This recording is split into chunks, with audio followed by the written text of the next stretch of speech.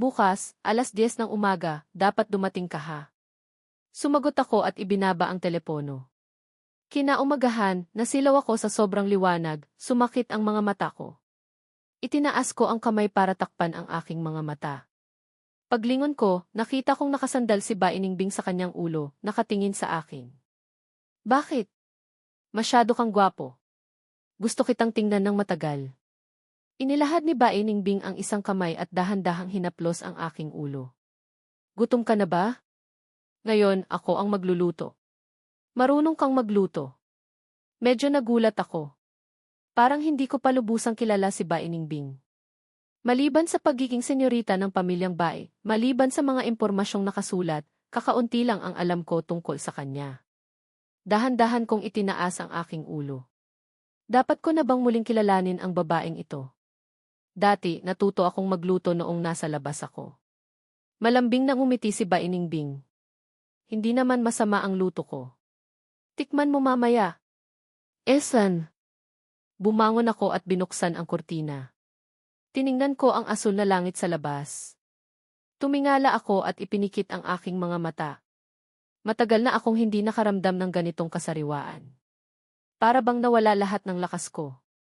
Niyakap ako ni Bainingbing mula sa likuran. Sumandal ang baba niya sa balikat ko. Pangako mo sa akin, huwag ka nang makikipag-away sa hinaharap. Ayaw niyang palaging may amoy ng away ang katawan ko. Gusto niyang maging masaya ako. Lumingon ako. Kalahati ng mukha ko ang dumikit sa kanyang mga labi. Medyo hindi ako komportable. Sinikap kong magkatinginan kami. Medyo namula ang mukha ko. Akmang lilingon ako, bigla akong pinigilan ni Bainingbing. Yumuko siya at hinalikan ako. Kumislap ang mga mata ko. Nanigas ang katawan ko na parang bato, hindi gumagalaw. Inilahad ni Bainingbing ang dila niya, pero naramdaman niyang mahigpit ang pagkagat ko ng ngipin. Parang kinakabahan siya. Ang binatang ito walang kinatatakutan. Sa isang halik lang, ganito nakatakot. Itinaas ni Bainingbing ang kamay niya. Ang malamig niyang labi ay bumulong sa tainga ko, huwag kang kabahan. Nanginig ang buong katawan ko. Para akong nakuryente. Biglang bumilis ang tibok ng puso ko. Unti-unting tumaas ang temperatura sa silid. Walang tigil na gumagalaw ang dila ni Bainingbing sa bibig ko. Unti-unting tumataas ang init ng katawan. Nang halos hindi na mapigilan ng dalawa, biglang huminto si Bainingbing. Hindi pa ito ang tamang oras. Kumislap ang mga mata ko. Umubo ako. Maghihilamos muna ako. Sobrang init ng mukha ko. Hindi pa ako nakikipaghalikan sa iba. Si Bainingbing ang unang girlfriend ko. Hindi ko maipaliwanag ang pakiramdam. Nang makita ni Bainingbing ang namumula kong mukha, lalong lumalim ang ngiti sa kanyang mga labi. May pagkakataon din palang mahiya ang binatang ito. Bihira. Pagkatapos kumain, inihatid ako ni Bainingbing sa eskwela. Ngayon ang Arts Festival. Lahat ng estudyante sa high school ay walang pasok. Dahil medyo marami ang tao, nagme-makeup si Naxiakeksin. Nang makita niya ako, tuwang-tuwa siyang tumayo. Fang Yuan. Dumating ka. Akala ko hindi ka darating. Tumango ako. Titingnan ko lang. Sinulyapan ko ang makeup room. Naroon din sina Jiming at Jixinghui. Mahina lang akong sinulyapan ni Jiming, tapos ay malamig na inalis ang tingin. Mula noong nangyari sa Mingyue, hindi na siya naging mabuti sa akin. Hindi na rin kailangang magpasuyo. May bahid ng paghamak ang tingin ni Jixinghui. Malamig siyang umismid. Nang matapos mag-makeup si Liao Yu, hinila niya ako sa gilid. Mahinang nagtanong, Kuya Fang, saan ka napunta nitong mga nakaraang araw? Narinig ko na may kinalaman ka raw sa pagbagsak ng pamilyang Miao. Sinulyapan ko siya. Umismid ako. Nanlaki ang mga mata ni Liao Yu. Talaga? Ikaw nga ang gumawa noon. Tapos ka na, Kuya Fang. Tao ni Fang Yi ng underworld ang pamilyang Miao. Mas mabuti pang tumakas ka na. Kung hindi, malapit nang dumating si Fang Ye para patayin ka. Binigyan ko siya ng tingin na ikaw na ang bahalang umintindi. Naghanap ako ng upuan at naupo, naglalaro ng cellphone. Kinapa ni Liao Yu ang ulo niya. Ano ang ibig sabihin ng tingin ni Kuya Fang kanina? May mali ba sa sinabi niya? Pero tao nga ni Fang Ye ang pamilyang Miao. Bakit hindi man lang nag-aalala si Kuya Fang? Sa entablado, pagkatapos ng isang performance, ang class 18 na ang susunod. Pumunta ako sa audience. Sumunod si Xia Kexin kay Liao Yu. Akmang aakyat na sa entablado, biglang may natapakan siya. Nawala ng balanse si Xia Kexin at diretsong nahulog sa hagdan. Nagbago ang mukha ni Liao Yu. Anong nangyari? Napakagatlabi si Xia Kexin. Sobrang sakit ng paa niya. Namumuo na ang luha sa kanyang mga mata. Hindi ako makalakad. Medyo nag-aalalang sinabi ni Liao Yu, paano na iyan? Kung wala ka, paano kami sasayaw? Yumuko si Xia Kexin. Biglang may naalala. Malakas siyang sumigaw, Jiming. Huminto si Jiming sa harapan. Hindi maintindihang tiningnan siya. Anong problema? Galit na tinanong ni Xia Kexin, bakit mo ako tinulungan? Natigilan si Jiming. Mukhang nasaktan. Anong sinasabi mo? Maayos akong naglalakad. Hindi man lang kita nahawakan. Paano mo nasabing ako ang tumisod sa iyo? Tinaasa ng kilay ni Jixing Hui si Xia Kexin. Huwag mong isipin na dahil may protector ka sa eskwela na si Fang Yuan, pwede ka nang basta-basta manisin ng iba. Kanina, ikaw mismo ang hindi tumitingin sa daan kaya ka nahulog. Tapos, sinisisi mo pa ang pinsan ko. Sinasabi ko sa iyo, huwag kang magsalita ng walang ebidensya. Nakita ni Jixing Hui kanina. Si Jiming nga ang tumisod kay Xia Kexin. Pero natural lang na hindi niya tutulungan ang isang tagalabas laban sa pinsan niya. Itinuro ni Xia Kexin si Jixing Hui. Nagsisinungaling ka. Si Jiming nga ang tumisod sa akin. Sinadya niya. Ngumiti si Jiming.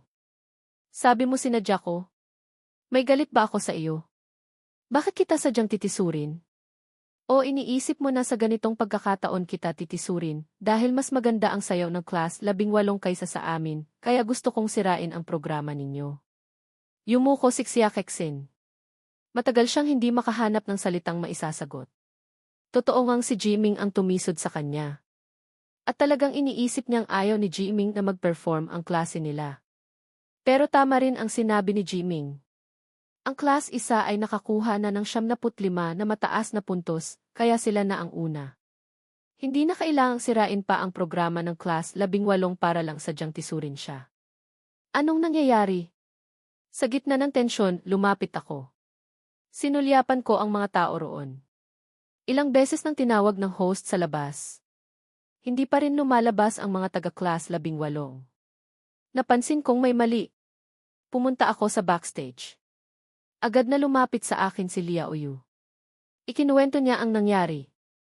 Nanliit ang mga mata ko. Yumuko ako at tiningnan ang paa ni Xia Kexin. Namamaga ba?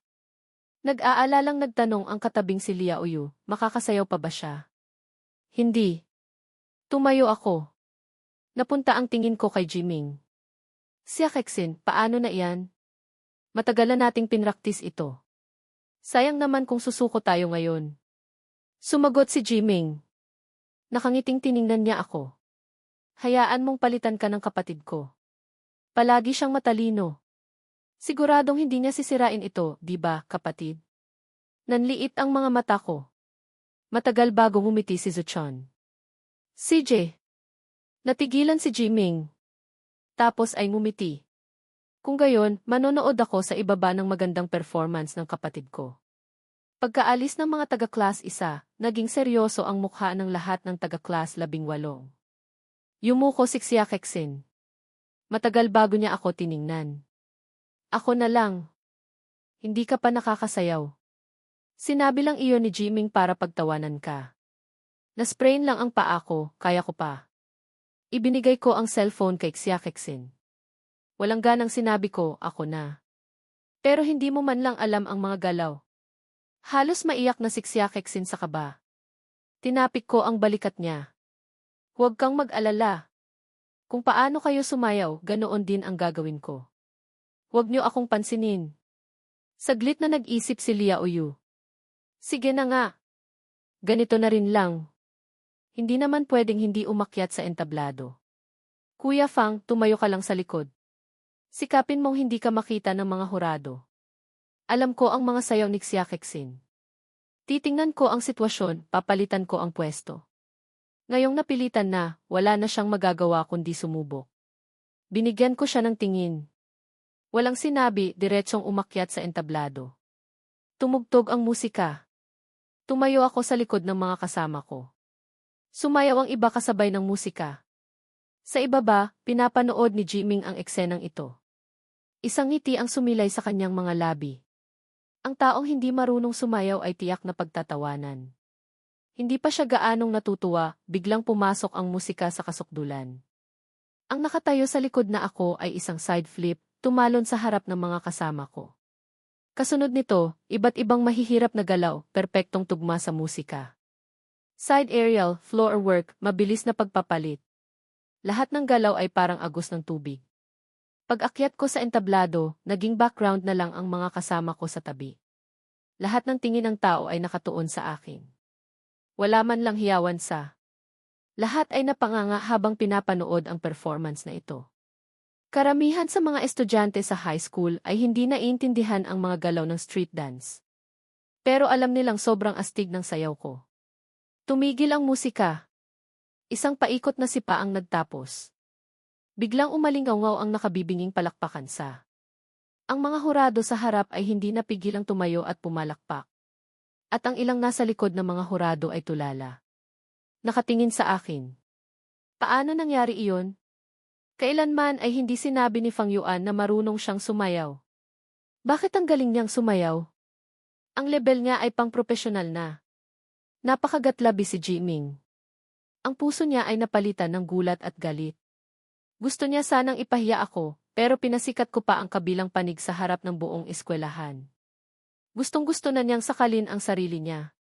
Palagi siyang nagbibigay sa akin ng pagkakataong sumikat. Ngayon, pakibigyan ng puntos ang mga hurado. Pagkatapos ng kasiyahan, dumating na ang oras ng pagbibigay ng puntos ng mga hurado. Lahat ng hurado ay ipinakita ang kanilang mga puntos.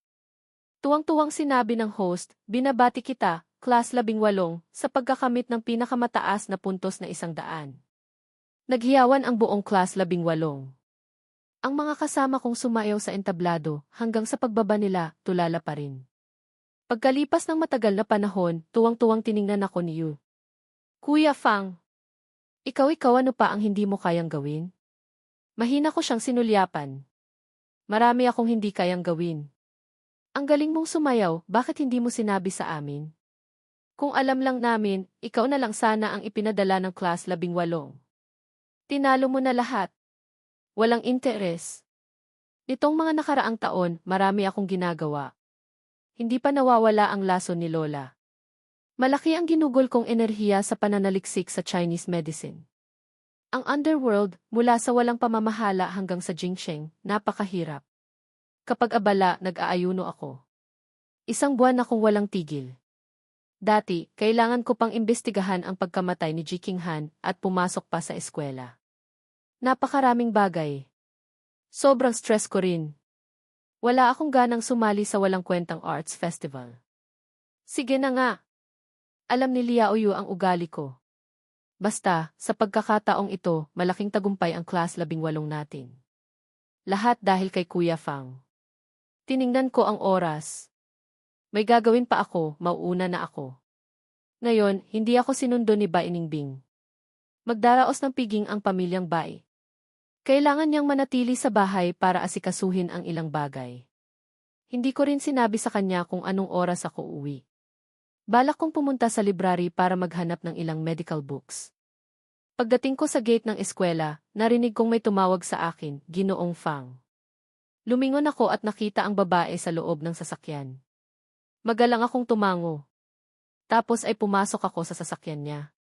Hindi kalayuan sa likod ng sasakyan, tiningnan ni Jiming ang mga litrato sa kanyang cellphone. Isang masamang tingin ang sumilay sa kanyang mga mata. Ngumisi siya ng masama. Fang Yuan, sa pagkakataong ito, tingnan natin kung paano ka magpapaliwanag kay senyorita. Isang umaga, maagang dumating si Lin Peya. Pagpasok pa lang sa Mingyu, hinila na niya ako papunta sa silid tulugan. Binilhan kita ng sweet. Ayon sa sukat mo. Bilisan mo, subukan mo. Hinilot ko ang aking sentido. Hindi na kailangan. Sa gabi, diretsong isusuot ko na lang. Kailangang subukan. Paano mo malalaman kung kasya o hindi? Diretsong itinulak ako ni Linpia sa silid. Ngayon, wala akong ibang gagawin kundi ayusan ka. Subukan mo muna ang damit. Mamaya, dadalhin kita para magpagupit at magpaayos. Gusto kong ikaw ang maging sentro ng atensyon ng lahat. Hindi ko gustong maging sentro ng atensyon. Hawak ko ang suit. Saglit akong nag-alinlangan pero pumasok pa rin ako para magpalit. Lahat ng hinihiling ni Linpea, hindi ko tinatanggihan. Maya-maya, lumabas ako na nakabihis na. Nakayuko si Linpea, nakatingin sa cellphone. Pagtingala niya, natigilan siya. Tumayo siya at dahan-dahang lumapit sa akin. Umikot siya sa akin. Hindi maitago ang paghanga sa kanyang mga mata. Ang gwapo. Anong swerte naman ang sinapit ng babaeng iyon na si Bai Ningbing para magkaroon ng ganito kagaling na manugang. Naiinggit si Linpea. Kahit na sarili niyang anak, bigla niyang ayaw nang ipadetox ko pa sa iba. Kahit ang bagong anak ay hindi pwede. Unang beses akong pinuri ng ganito. Medyo hindi natural ang pakiramdam ko sa mukha ko. Yumuko ako at tiningnan ang damit ko. Hindi naman ganoon ka-exaggerated. Pagkahubad ng suit, dinala ako ni Linpea para magpaayos ng buhok. Habang nasa daan, walang tigil ang mensahe ni Bai Ningbing. Isang araw na hindi nagkita, na-miss na kita, Fang Ye. Kumain ka na ba, Fang Ye? Mayroon bang paraan para mabilis na lumaki ang isang bata? Hindi na ako makapaghintay na lumaki kaagad. Dadalhin kita para magparehistro. Fang Ye, masakit ang sugat ko. Walang ganang sinulyapan ko. Mabilis akong nag-type ng ilang salita sa cellphone. Ang tama ng baril mo, ni Peklat wala. Tiningnan ni Bai Ningbing ang ilang salitang ipinadala sa cellphone niya. Nagpadala siya ng sunod-sunod na ellipsis. Pagkatapos magpaayos ng buhok, sinundo kami ng driver ni Linpea. Pagdating namin sa hotel, 10 minuto na lang bago magsimula ang piging. Sunod-sunod na dumating ang maraming tao. Madaling makilala ang sasakyan ng pamilyang Bai. Walang hindi nakakakilala. Paghinto pa lang ng sasakyan sa tapat ng hotel, maraming kilalang tao ang huminto para tingnan. Alam ng lahat na ang piging ngayong gabi ay para sa magiging manugang ng pamilyang Bai. Kaya lahat ay curious kung anong klaseng tao ang fiance ni Bai Ningbing. Nang makatanggap ng balita si Bai Ningbing, pumunta siya sa pinto. Agad niyang nakita ang binatang agaw pansin ng lahat. Saglit din siyang natulala. Sa gitna ng maraming tingin, dahan-dahan akong lumapit kay Bai Ningbing. Ayoko talagang tinitingnan ako ng iba. Ang daming maiinit na tingin, hindi maganda ang pakiramdam ko. Dinala ako ni Bai Ningbing. Dahan-dahan kaming naglakad papunta sa banquet hall. Sunod-sunod ang mga tingin sa paligid. Ang mga taga-pamilya G na maagang pumasok, nang makita ang itsura ko, lahat sila ay hindi makapagsalita. Lalo na si matandang ginang G. Hindi na niya alam kung anong salita ang gagamitin para ilarawan ako. Mas magaling pa kay Jiming ng ilang beses. Hindi katakataka na mas gusto ako ni Bai Ningbing kaysa kay Jiming. Talagang hindi sila maikukumpara. At ang inggit at galit sa mga mata ni Jiming, halos lumabas na ang apoy. Sa hall, sa mga estudyante ng class 18, hindi alam kung sino ang sumigaw. Si Kuya Fang iyon. Diyos ko! Ang gwapo ni Kuya Fang. Natulala ang lahat ng taga-class 18. Pagpasok ko, nakita ko ang mga estudyante ng class 18. Diretsong lumapit ako sa kanila. Mamaya, kung anong gusto niyong kainin, kumuha lang kayo.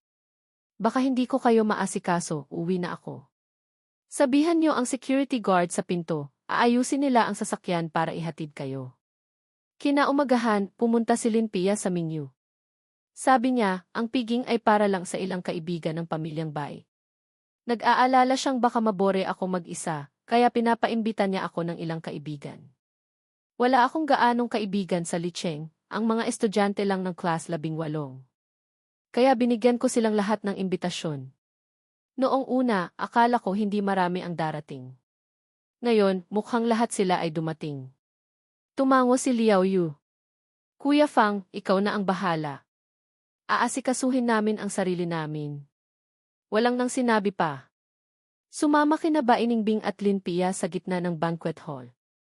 Ang mga dumalo sa piging ngayong gabi ay pawang mga kilalang tao. Si Principal Qin, bilang pinuno ng isa sa apat na pinakamalaking pamilya sa Jingcheng, matagal nang nakatanggap ng imbitasyon mula sa pamilyang Bai. Karaniwan, ayaw niyang dumalo sa mga piging. Kung hindi kinakailangan, halos hindi mo siya makikita. Pero sa ganitong okasyon, kailangang dumating si Principal Qin. Wala nang iba, kailangan niyang bigyan ako ng mukha. Si Tang Jingcheng, ang pinuno ng Licheng, ay natural na dumating din. Kinuha ni Lin Peya ang mikropono. Salamat sa lahat sa pagdalo sa aming piging. Gusto kong ipakilala sa inyo ang aking manugang, si Fang Yuan. Tumango ako sa lahat. Alam ni Lin Peya ang ugali ko. Ngumiti siya. Medyo mahiyain ang manugang ko. Huwag kayong magalit. Hindi na ako magpapaligoy-ligoy pa. Magsimula na ang piging. Magsaya kayong lahat. Balak sanang dalhin ako ni Lin Peya para makipagkilala sa ilang malalaking tao sa negosyo. Pero ayoko ng mga ganito kaya hindi na niya ako pinilit. Diretsong kumuha ako ng isang bote ng alak at pumunta sa pwesto ng Class 18. Tungkol sa pagkakakilanlan ko, ang mga dumating ay higit kumulang na nag-imbestiga. Sa tingin ng lahat, isa lang akong binatang taga-probinsya. Ang background ng pamilyang Bai, sinuwerte lang ako, nakakapit sa malaking puno ng pamilyang Bai. Ang pag-amin ng pamilyang Bai sa publiko sa pagkakakilanlan ko bilang manugang ay talagang nakakagulat. Pero walang sinuman sa mga naroroon ang nagbigay pansin sa akin. Iniisip nilang lahat na wala akong maitutulong sa kanila. Ang piging na ito ay para makipag-ugnayan sa mga taong may kapakinabangan sa kanila. Kaya kahit na ako ang sentro, lahat sila ay nag-uunahan para magbigay galang sa pamilya ni Bai Ningbing.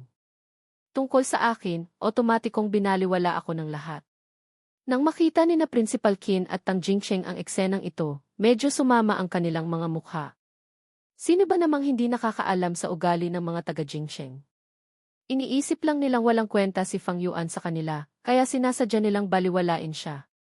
Sa sandaling iyon, nakangiting itinaas ni Jiming ang kanyang baso at lumapit sa akin. Kapatid, binabati kita, sa wakas ay kinilala ka na ng pamilyang Bai.